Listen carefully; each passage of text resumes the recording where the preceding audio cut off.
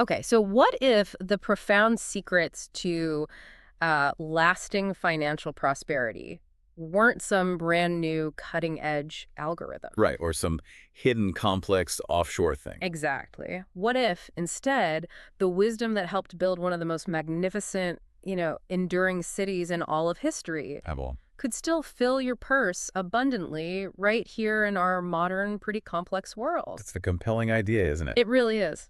So today we're embarking on a deep dive into George S. Clason's timeless classic, The Richest Man in Babylon. Ah, fantastic choice. And this isn't just like a dusty historical text or simply a collection of good ideas. Not at all. It's a series of powerful, really engaging parables that distill these fundamental financial laws. Laws that, frankly, often get overlooked today, don't they? Despite their, well, enduring power. That's it, exactly. We'll be pulling insights directly from the book itself, looking at its core principles, meeting these fascinating characters. And seeing how these ancient truths still apply centuries later. It's Yeah. quite remarkable. Our mission here is to really extract the most potent knowledge, helping you understand precisely how these, age-old financial rules can transform your own modern-day finances. Yep, no matter where you're starting from. Right. And that's where I'll chime in. I'll sort of guide us through the historical context of Babylon, but also reveal the universal applicability of these principles. Because it's not just what they did. Exactly. It's understanding why their methods worked. Yeah. And how they still resonate so deeply with your financial journey today. Hmm. The book itself, I mean, it was first published back in the 1920s, but it beautifully translates wisdom that's supposedly, 6,000 years old, Incredible. into a format that's just incredibly accessible. We want to make sure that ancient wisdom really speaks to you. I love that. So, okay, let's begin where it all started, with the fascinating paradox of Babylon itself. When you picture Babylon, your mind just immediately conjures images of, well, unimaginable wealth, doesn't it? Grandeur. Oh, absolutely. Yeah. The name itself is practically synonymous with gold, opulence, splendor. So you'd think, logically, everyone living within those fabled walls would be rolling in riches. You would assume so, yeah. But the sources we have, straight from the book, they tell a very different story.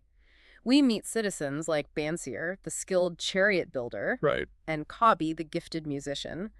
Both lived in this incredibly opulent city, yet both struggled. Consistently empty purses. Mm-hmm. It's quite the contrast. Bansier, for instance, the book says he was thoroughly discouraged. Watching his wife give those furtive glances at their often empty meal bag. Oof. That hits home. His yearning was simple, but so profound. To acquire silver and gold, more than enough for food and robes. A desire I think many of us can probably relate to. Definitely. And what's truly fascinating here, if we look at the bigger historical picture, Yeah. is that Babylon's immense wealth wasn't really about natural resources. Oh, that's interesting. Yeah, it wasn't built on forests or rich gold mines. Yeah. This was a flat, arid valley. Kind of an inhospitable desert landscape, really. So how did they... Its grandeur, its abundance, its whole fortune was completely man-made. Wow. The Babylonian engineers, they famously diverted the Euphrates River, created these massive irrigation canals Right, the canal... that literally turned a barren desert into an agricultural powerhouse, allowed for huge harvests, flourishing trade. So it wasn't found, it was built. Precisely. This historical reality underscores a crucial point for us. Wealth isn't just found or inherited, it is cultivated. Like farming. Kind of. It's a product of ingenuity, sustained effort, wisdom, deliberate, consistent action. Much like those canals brought life and prosperity to that barren soil. Right. Even its legendary walls, one of 7 wonders of the ancient world. They weren't natural rock formations. They were built through immense human effort and strategic planning. So you have bands here working tirelessly day in, day out, building these amazing chariots. Top quality work, presumably. Yet he has naught to show.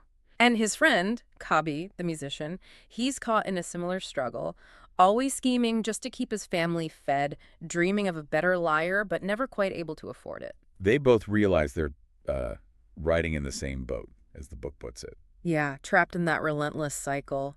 Earn, spend immediately, nothing left over, end of the day, end of the week, end of the month. It's a dilemma that feels incredibly timeless, doesn't it? Absolutely. It really is. And this scenario Bansier and Cobby found themselves in, it really begs an important question for you listening right now. Do you sometimes feel like you're in that same boat? Working hard, Maybe seeing others achieve what looks like abundance, but feeling like your efforts aren't quite yielding the financial freedom you really desire. It's a common feeling. For sure. Sure. Even thousands of years later. And that feeling of being stuck, that's exactly what drove them. So in their despair, Vansir and Cobby, they had this clear realization. They needed to learn from someone who did have wealth. Someone who'd figured it out. Someone who had mastered the art of acquiring and, crucially, keeping gold. And who better than Arkad? The richest man in all Babylon. That's what they called him. Right. And he wasn't just known for his immense wealth, but also for his legendary generosity. The king himself apparently sought Arkad's advice and financial help sometimes. Yeah, when the kingdom needed funds. Which really makes you pause and think, who are your Arkads today? Mm-hmm. Good question. You know, who are the people, maybe not millionaires, but those you look up to financially, whose wisdom could you actively seek out and learn from? It's about finding those mentors, yeah. So Arkad's own journey, going from this humble scribe, carving records onto clay tablets, Painstaking work. to becoming the wealthiest man in Babylon. That's where his story gets really interesting. Yeah. And where his wisdom starts to speak to us. It's a turning point. Exactly. It came with this pivotal encounter with Algamish, the seasoned moneylender. Right. Arkad, he was young then, ambitious scribe. He had this job, carving a long law onto tablets for Algamish, promised it in 2 days for 2 coppers. A tough deadline. He worked all night, barely keeping his eyes open. But then in this moment of sheer boldness, he strikes a new deal. He says, basically, if I finish these tablets on time, you tell me how to become rich. Huh. Bold indeed. I like it. Can you paint that picture? That sunrise meeting and the surprisingly simple secret Alchemist shared. Okay, so picture this. Beautiful, clear morning. Arkad delivers the finished tablets. Algamish looks them over, satisfied. And then he delivers his side of the bargain. Loses them. His profound secret, and it was deceptively simple on the surface. A part of all I earn was mine to keep. Okay. Now, Arkad's immediate reaction, probably like many of ours would be, was basically, but all I earn is mine to keep, is it not? Yeah, it sounds logical. But Algamish's response, it just cuts right to the core of financial literacy. He tells Arkad, far from it. Do you not pay the garment maker? Do you not pay the sandal maker? Do you not pay for the things you eat? Can you live in Babylon without spending? He's got a point. What have you to show for your earnings of the past month? What for the past year? Fool, you pay to everyone but yourself. Wow.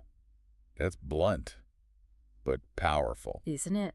This is the ancient foundational truth of what we now call pay yourself first. Right. Set aside a portion before anything else. Yeah. Before bills, before daily expenses. Exactly. And Algamish drove this home with a really powerful analogy, one that sticks with you. Oh, was it? He said, every gold piece you save is a slave to work for you.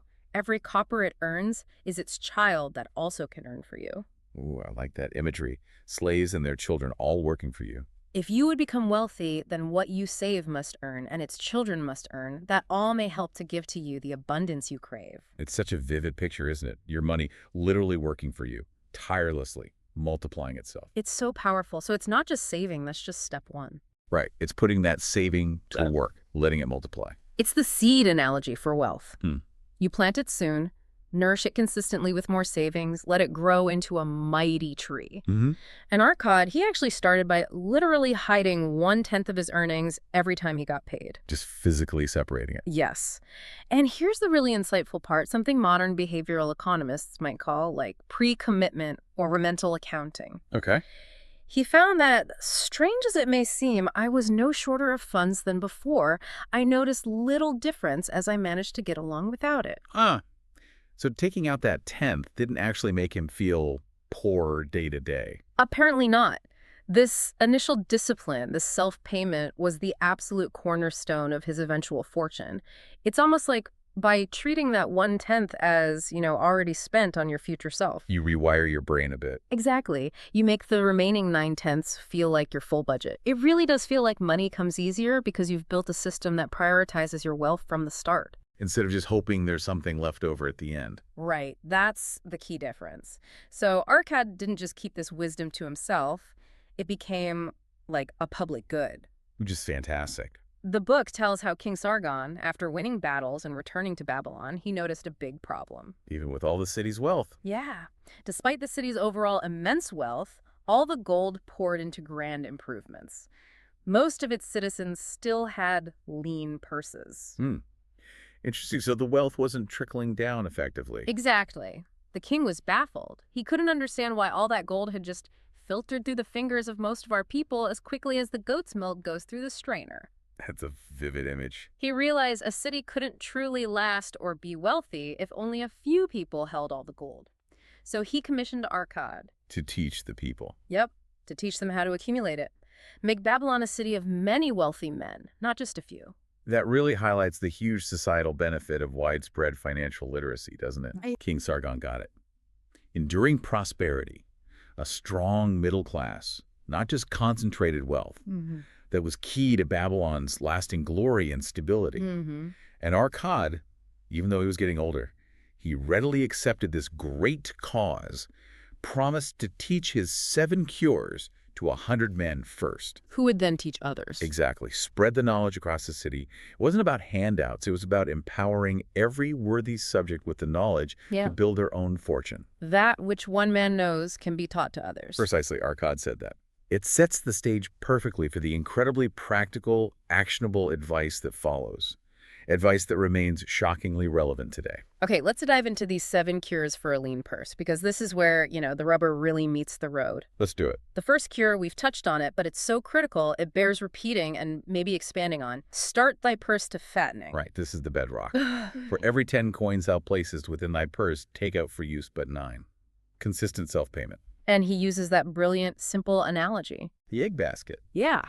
If thou select one of thy baskets and put into it each morning 10 eggs, and take out from it each evening 9 eggs, what will eventually happen? The answer's obvious. Undeniable. Yeah. It will become, in time, overflowing. It's such a clear visual of compound growth, even on a small scale. And Arcad found this strange truth himself. That he managed just as well on 9/10. Yeah. When I ceased to pay out more than 9/10 of my earnings, I managed to get along just as well. I was not shorter than before. He even felt like coins came to me more easily than before. It's fascinating. It's not just discipline. It's like tricking that urge for immediate gratification. It really feels like money flows better when you prioritize your future self first. It really does. Which leads perfectly into the next common struggle and Arcad's second cure. Control thy expenditures. Ah, yes. The age-old complaint. Right. Arcad recognized it immediately. All the coins he earns are not enough for his necessary expenses. We hear that constantly today. It's universal. No matter how much people earn, it often feels like it's just never quite enough. Income goes up, perceived needs expand right along with it, lifestyle creep. Exactly. And Arcad just nails this. He says, what each of us calls our necessary expenses will always grow to equal our incomes unless we protest to the contrary. Unless we protest. I like that phrasing. It implies active resistance, doesn't it? This isn't about rigid deprivation living like a monk. It's about mindful, intentional choices. He uses the analogy of weeds. Right. Desires are like weeds that grow in a field wherever the farmer leaves space for their roots. You don't have to kill all desires. But you have to manage them. Exactly. You need to study thoughtfully thy accustomed habits of living, and crucially, budget. Engrave upon the clay each thing for which thou desireth to spend. Their ancient way of saying make a budget. Track your spending. Yes. And the real purpose of that budget, Arcad teaches, is to defend thy fattening purse against those casual wishes. Okay, so it's defensive. It allows you to strategically fulfill your most cherished, important desires, rather than letting impulse drain your resources. It's not financial slavery. It's freedom through conscious choice. Which makes you ask yourself, right, what immediate desires are you maybe prioritizing over long-term freedom? What eggs are you taking out that could stay in the basket? Or what weeds are you letting grow unchecked in your financial garden? Good questions to ponder. Okay, so you've mastered saving that 10th, you're controlling your spending. What's next? That brings us to the third cure. Make thy gold multiply. Because saving alone isn't enough. Right. Arcad makes it crystal clear. Gold in a purse is gratifying to own and satisfieth a miserly soul, but earns nothing. Your saved gold needs to be put to work, actively. Absolutely. And Arcad's own story shows this perfectly. His first really profitable investment, loaning money to Agar, the shield maker. Ah, okay. A business loan, basically. Pretty much. Agar borrowed Arcad's gold to buy bronze for shields. When he sold them, he repaid the loan plus a liberal rental, what we'd call generous interest or maybe a profit share. And Arcad didn't just spend that profit. No. Crucially, he loaned those earnings back out too. He compounded his returns, Let the initial capital and its earnings work. That's the key. He explains compound interest vividly with that story of the farmer. The 10 pieces of silver for his son. Yeah. Deposited 10 pieces, the rental or interest was added back to the principal. 50 years later, that 10 pieces grew almost 17 times to 167 pieces of silver. Wow. 50 years is a long time, but still, 17 times. It profoundly shows how your saved gold becomes those golden slaves, laboring and reproducing for you, creating this growing income stream without more effort from you. The ultimate passive income, ancient style, love it. Exactly. But with the excitement of multiplying gold comes, well, risk. Responsibility, which leads right into the fourth cure. Guard thy treasures from loss. A crucial one. And Arcad learned this the hard way. He really did. He tells that tragic story of his first investment where he lost all his carefully saved money. Ouch. What happened? He trusted it to Asmur, the brickmaker, someone not skilled in finance, right? To buy supposedly rare jewels from Phoenicia. Uh-oh. I see where this is going. They turned out to be worthless bits of glass, fake jewels. Oh, man. That's painful. But a universally relatable story, sadly. Definitely. And that experience hammers home the lesson. The first sound principle of investment is security for thy principal. Safety first, before chasing those big returns. Absolutely. Arcad's advice is timeless.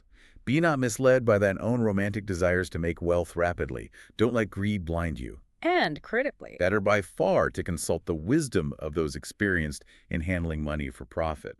Get expert advice. This raises such a critical question for you, the listener, especially now with, crypto, meme stocks, all that. Right. So much noise. Are you seeking investment advice from brick makers, people outside their expertise, like that friend who got lucky once or some random social media guru? Or are you seeking advice from actual jewel merchants? People truly experienced, certified, successful in handling money.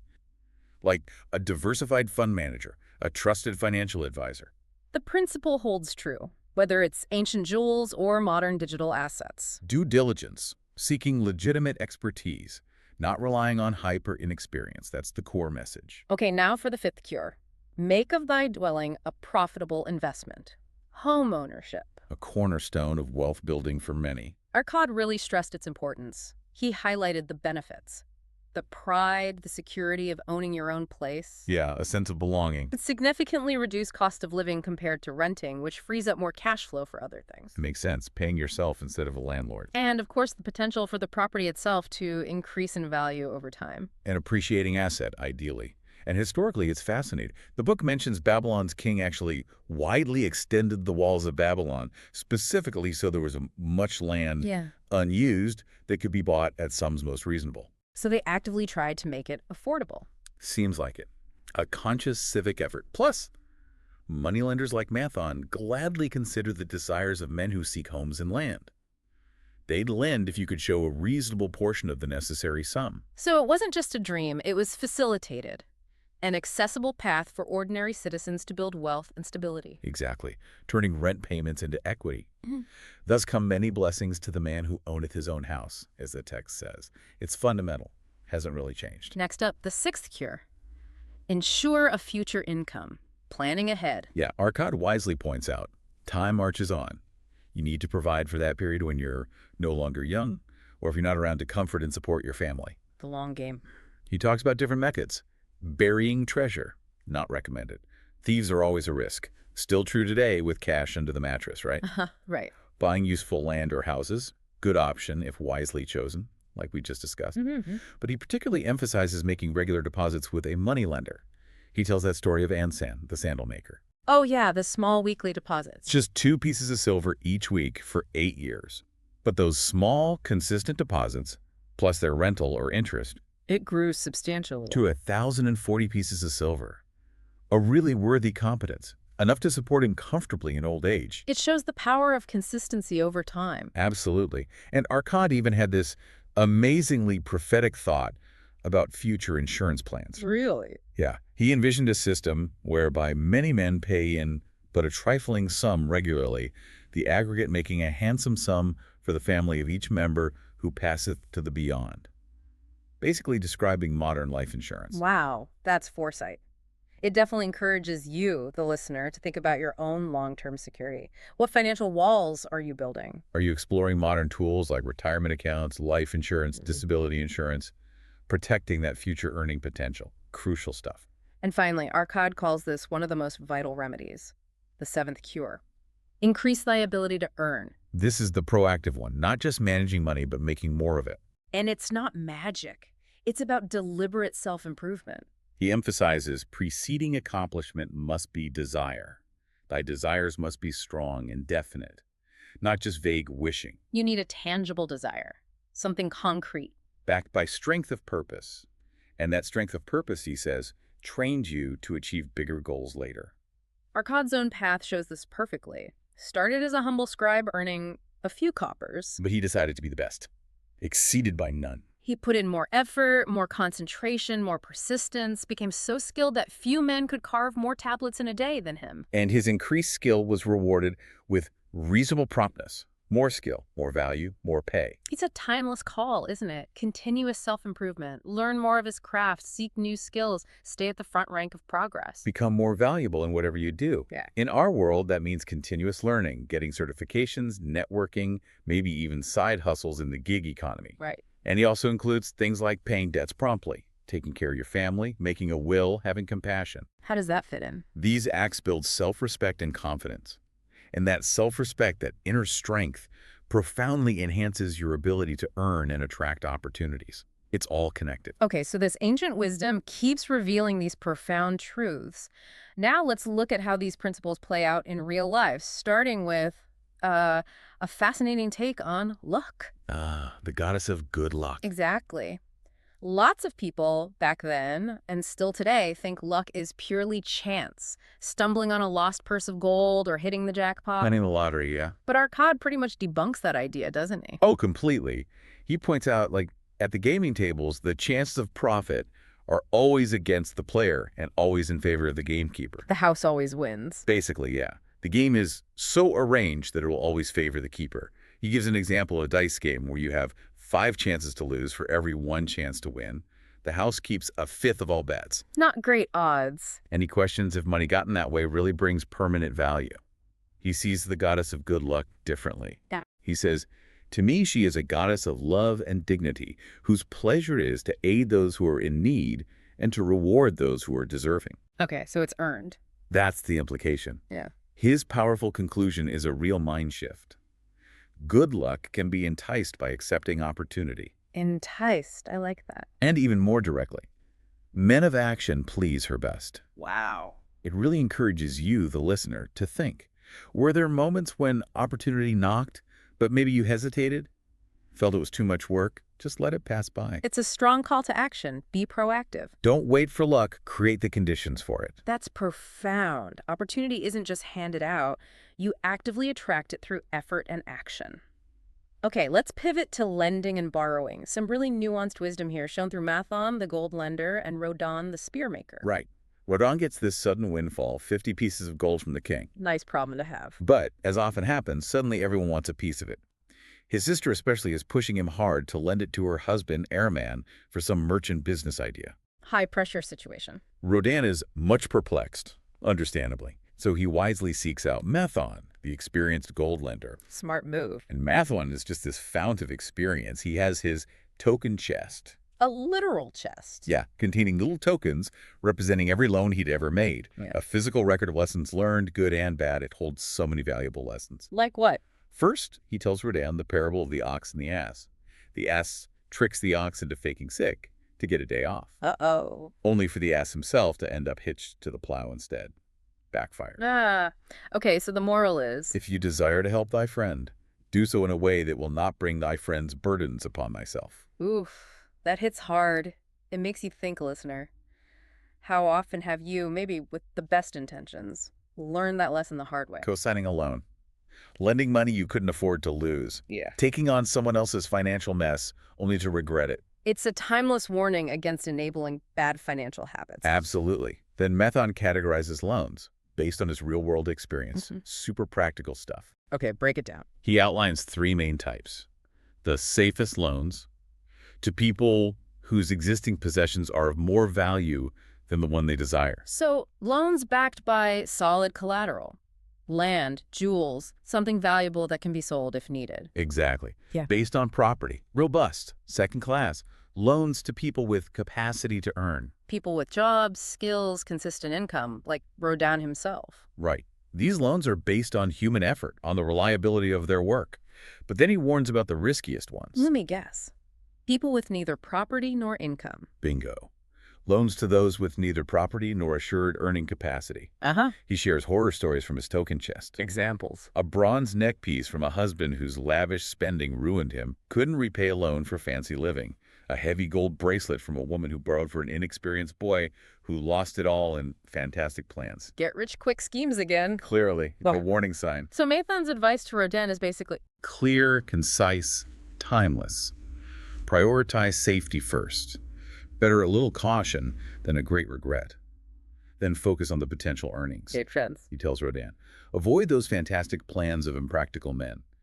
Don't chase usurious returns that seem too good to be true. Because they usually are. Right. Instead, associate thyself with men and enterprises whose success is established.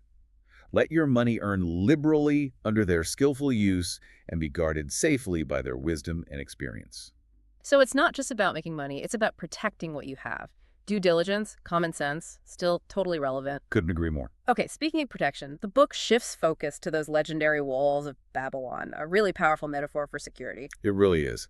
Old Banzar, this grim, seasoned warrior guarding these immense, truly impenetrable walls, built over centuries to protect the city's treasures and people. And they worked, right? Babylon wasn't conquered by breaching the walls. Not until its ultimate fall, and even then Cyrus apparently just walked through open gates after the Babylonian army fled. The walls themselves held. Incredible. So why were they so monumental? The historical sketch in the book says they were about 160 feet high, wide enough on top for a 6-horse chariot. Just massive. Wow. They represented this outstanding example of man's need and desire for protection.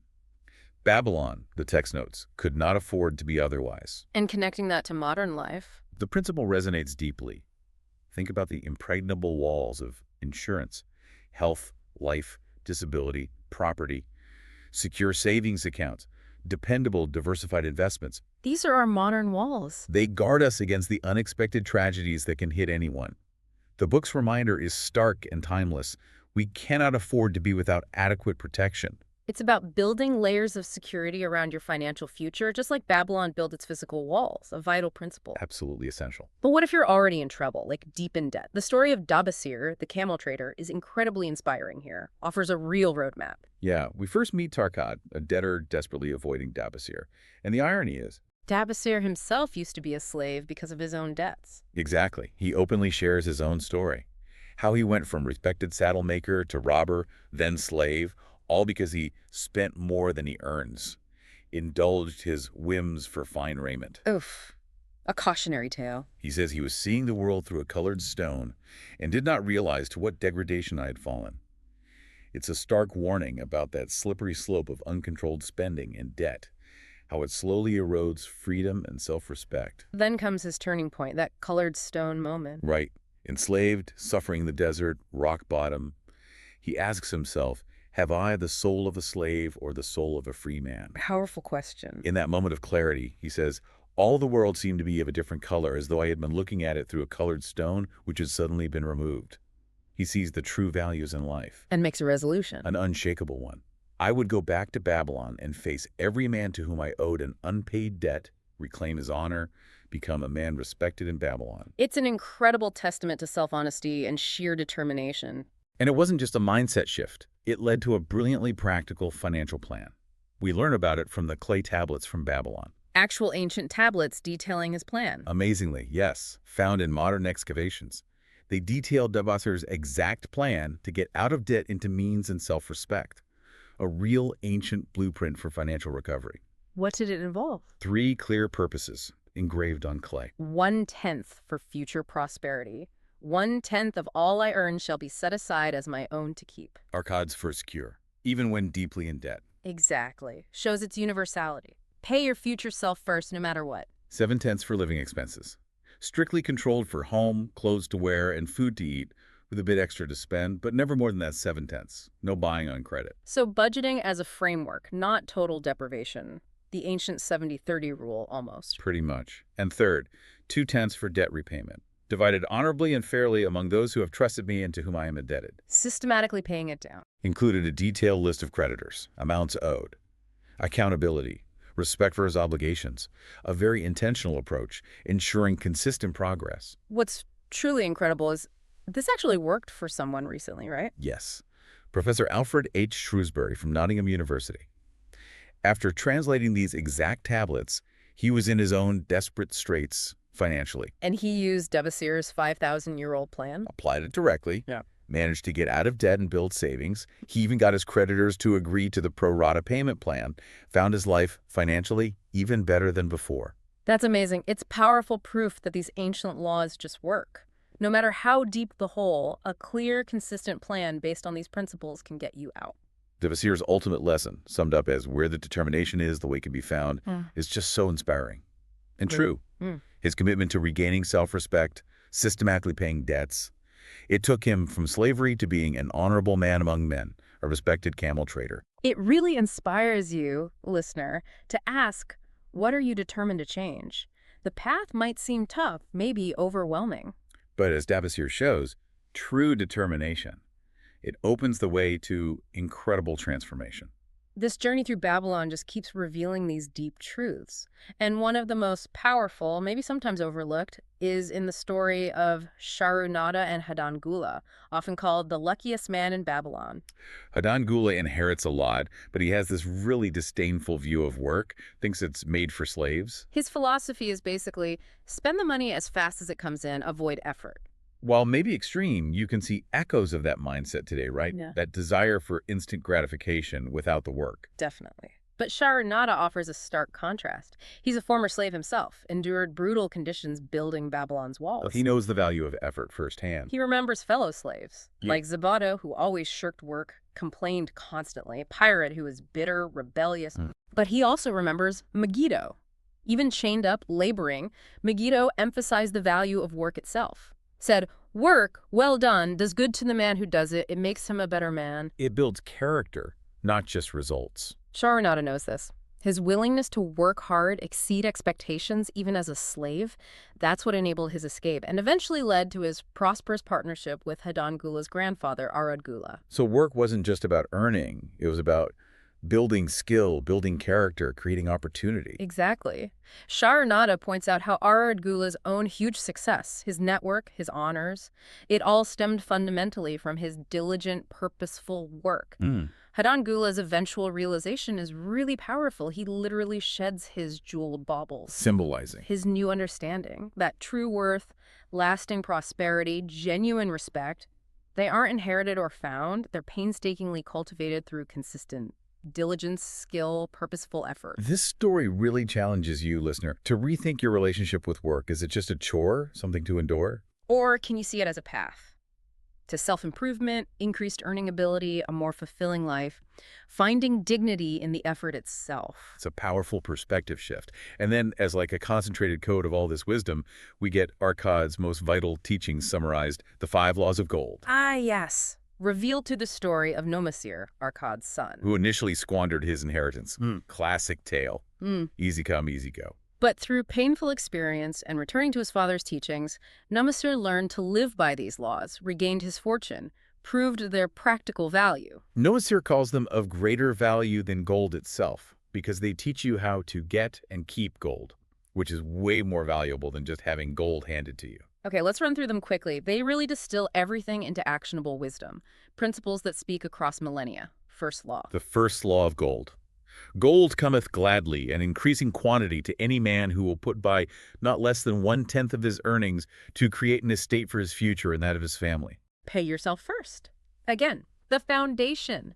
The source says gold comes more readily and increased quantities to someone who does this. It creates a virtuous cycle. Your savings earn more, their earnings earn more. Momentum builds. Second law. The second law of gold.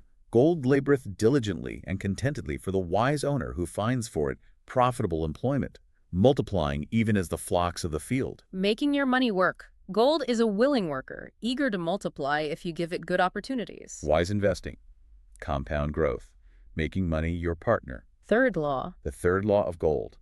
Gold clingeth to the protection of the cautious owner who invests it under the advice of men wise in its handling. Protection again. Seek expert advice. Don't rely just on yourself, especially when inexperienced. Gold flees the careless owner, but clingeth to the cautious owner.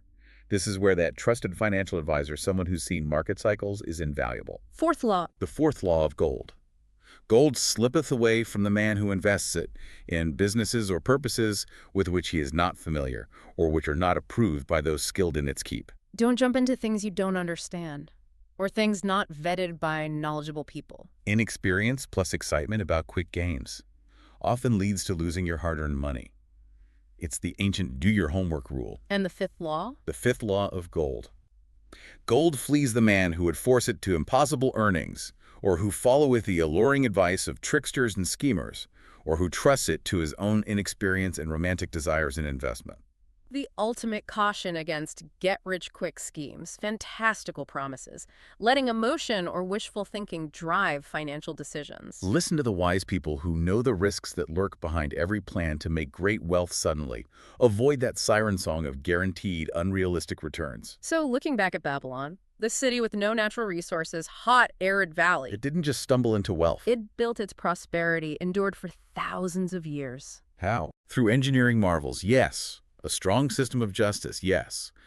But crucially, through the widespread, consistent application of these very financial principles among its people. As the book says so profoundly, the eons of time have crumbled to dust the proud walls of its temples, but the wisdom of Babylon endures. It's still here, ready to guide you. Hashtag tags outro. So there you have it, a real deep dive into the richest man in Babylon. We've unpacked this, well, timeless wisdom that feels just as relevant today as it must have 5,000 years ago. Absolutely. From that foundational power of paying yourself first, and the strategic art of controlling your spending, to making your money work hard for you, diligently guarding against loss. we explored the wisdom of investing in your home, securing your future income, and maybe most importantly, always increasing your ability to earn. To adapt. And we really learned that opportunity isn't just random luck. No, it truly favors action, determination. These aren't just quaint old stories from some forgotten civilization. Not at all. They are practical, proven laws. They shaped one of the wealthiest, most enduring societies the world has known. This deep dive, I think, revealed that the path to a full purse, to financial independence, it's well-worn, clearly marked out, just waiting for you to walk it. So here's a final thought to chew on. Consider this. If the simple, consistent application of these ancient principles could profoundly transform the lives of humble scribes, Chariot builders. even ex-slaves, in a world 5,000 years ago, a world without modern banks, digital transactions, the internet, global markets, Think about that. what boundless potential do they hold for you right now in our modern world with all its extra tools, technologies, and frankly, unparalleled opportunities? It's a powerful question. And if this deep dive into the wisdom of the Bolti Kitab, this talking book of ancient knowledge resonated with you, if you found these insights valuable, please do, like and subscribe wherever you get your podcasts. We really appreciate it. We love hearing from you. And would be absolutely delighted if you drop us a comment or message telling us what book or topic you'd like us to discuss next. Your feedback genuinely shapes our next deep dive.